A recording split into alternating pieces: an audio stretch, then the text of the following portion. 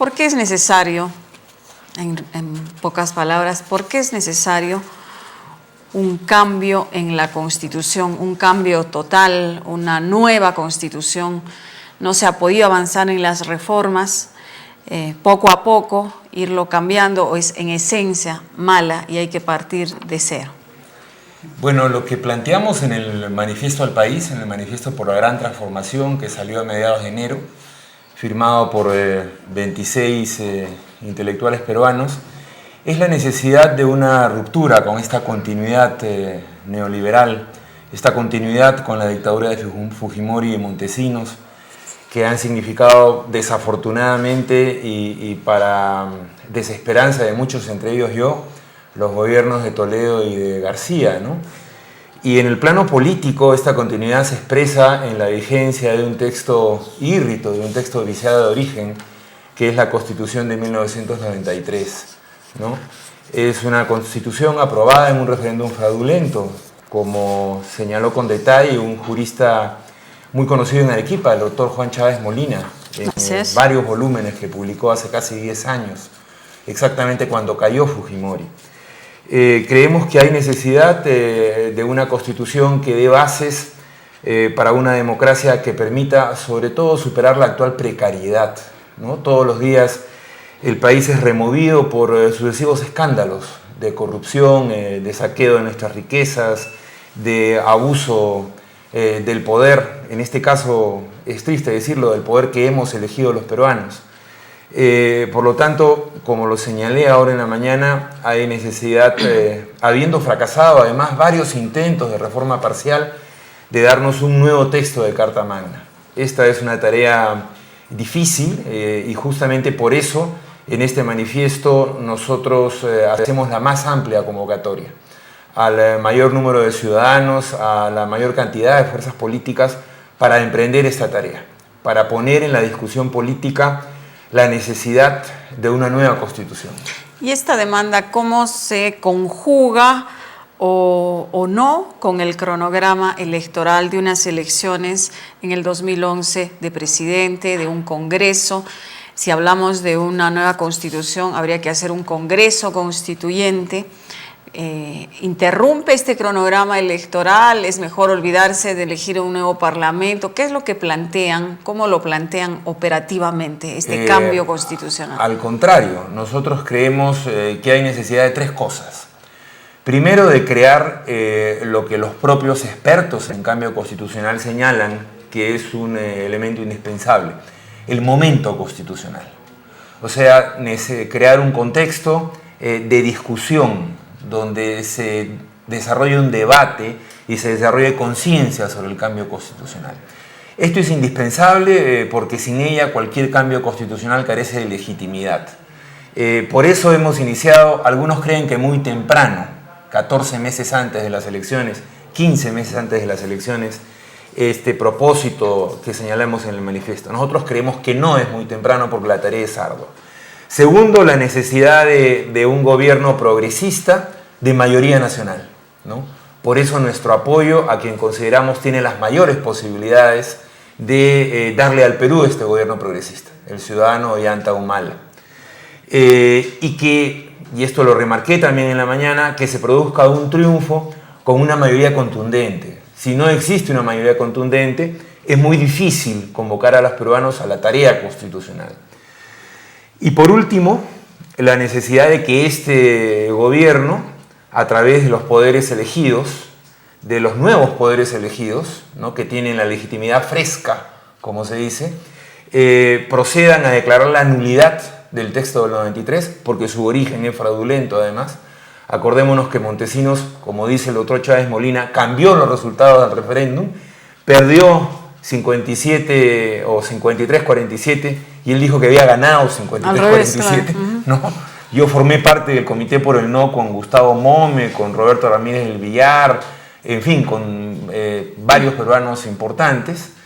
Y luego de declarar la nulidad del texto del 93, señalar uno de dos caminos: o convocar a una asamblea constituyente, que es un camino que favorecen algunos, o que el Congreso elegido asuma poderes constituyentes y a través de los propios requisitos, de los propios mecanismos que señala la Constitución actual, proceda al cambio de conjunto.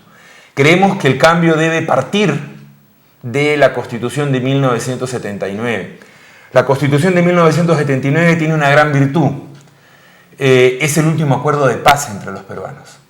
Las constituciones legítimas son acuerdos de paz en los pueblos, acuerdos de paz internos.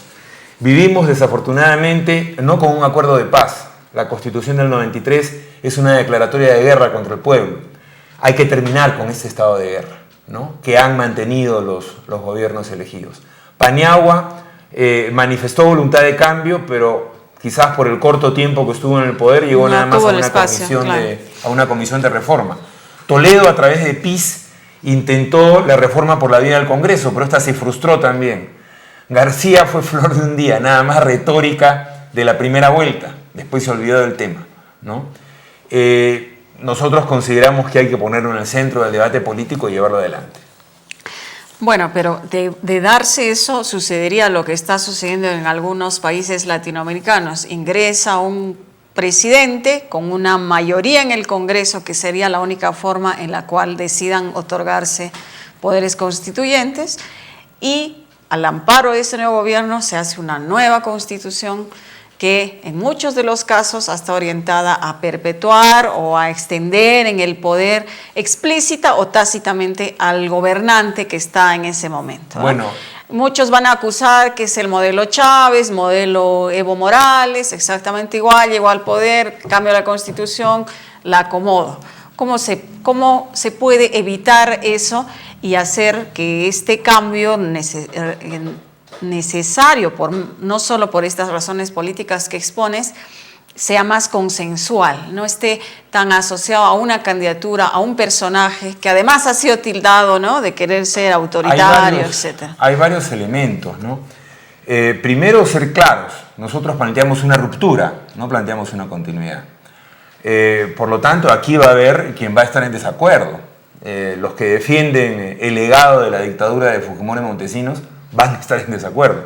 De eso no nos cabe la menor duda, ¿no? Por eso decimos que tiene que haber un gobierno progresista de gran mayoría nacional. Segundo, debemos garantizar la no reelección del gobernante elegido. Esa sería una premisa. ¿No? Yo creo que eso sería una premisa fundamental. Desde la izquierda o desde la derecha debemos oponernos a la reelección. Yo particularmente me he opuesto en mis artículos periodísticos y en mis trabajos académicos siempre. Creo que esta es una tradición republicana que debemos mantener, ¿no? Y luego en América Latina, ya saliendo del Perú y de la necesidad de superar el legado de la dictadura fujimorista, en América Latina hay un proceso de reforma constitucional que no lo inicia Chávez, Chávez es parte de él, pero que lo inicia la constituyente brasileña de la segunda década del 80. El Brasil se da, y de ahí la fortaleza de su transición, una nueva constitución entre el año 88 y el 89. Esto sigue con reformas constitucionales de fondo en Argentina, el 94, con una nueva constitución colombiana, el 92, que sin embargo vemos todavía insuficiente por los problemas de guerra interna que tiene ese país, y con los procesos más recientes, en Venezuela, en Bolivia, en Ecuador. Incluso varios de los candidatos chilenos, ¿no? Dos de los tres principales plantearon una asamblea constituyente en Chile. O sea que esto de que es una ocurrencia chavista, yo creo que es un recurso de la derecha para no cambiar nada. Yo lo decía en la mañana, el primer obstáculo con el cual nos enfrentamos es el veto derechista. ¿Y por qué el veto derechista? Por una razón muy sencilla. Una de las cosas a cambiar es el capítulo económico de la Constitución de 1993. Que favorece el modelo vigente. Y en un punto muy concreto, te lo digo, absolutiza la propiedad privada como la única forma de propiedad vigente en el mundo, lo cual contradice, no hay ninguna otra constitución, ni siquiera la de Estados Unidos, que sacralice de manera absoluta la propiedad privada. Tenemos que ir, para empezar, a una pluralidad de formas de propiedad, ¿no?